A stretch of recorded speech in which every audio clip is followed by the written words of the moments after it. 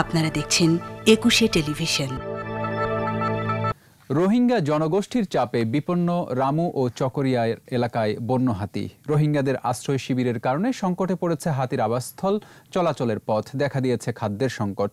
এই পরিস্থিতিকে কাজে লাগিয়ে হাতি মারছে চোরা শিকারীরা। নভেম্বরে মারা হয়েছে ৩টি, ২ বছরে হত্যা করা হয়েছে ১৩টি হাতি। চোরা শিকারীদের হাত থেকে হাতি রক্ষার দাবি জানিয়েছেন পরিবেশবিদরা। কক্সবাজার প্রতিনিধি আব্দুল আজিজের রিপোর্ট, জানাচ্ছেন মুশফিকা নাজনীন। এশীয় হাতি এখন মহাবিপন্ন প্রজাতি হিসেবে স্বীকৃত। সবশেষ তথ্য মতে বাংলাদেশে এখন হাতির সংখ্যা ২৬৮। এদের ২/৩ বাস কক্সবাজার ও পার্বত্য চট্টগ্রাম অঞ্চলে। কক্সবাজার ও পার্শ্ববর্তী বনাঞ্চলে চলছে রোহিঙ্গাদের জবরদখল। হাতি হারাচ্ছে নিরাপদ আবাস, দেখা দিয়েছে খাবারের অভাব। চলাচল বাধাগ্রস্ত হওয়ায় লোকালয়ে হানা দিচ্ছে হাতি।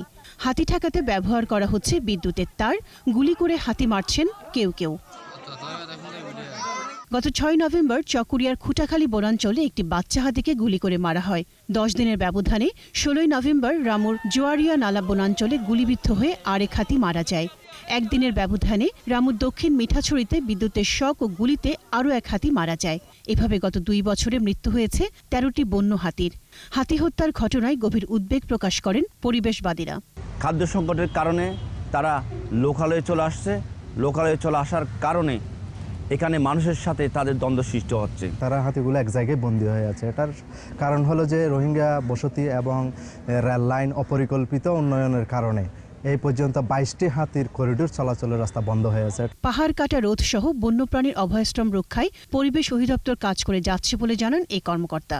৬ থেকে ৭ হেক্টর পরিমাণ জমি, যেটি হাতির অভয়াশ্রম হিসেবে ঘোষিত, এই এলাকাটি স্থানীয় প্রশাসনের সহযোগিতায় পরিবেশ অধিদপ্তর কর্তৃক উদ্ধার করা হয়। এর পরিবেশ অধিদপ্তর এই ধরনের কার্যক্রম অব্যাহত থাকবে।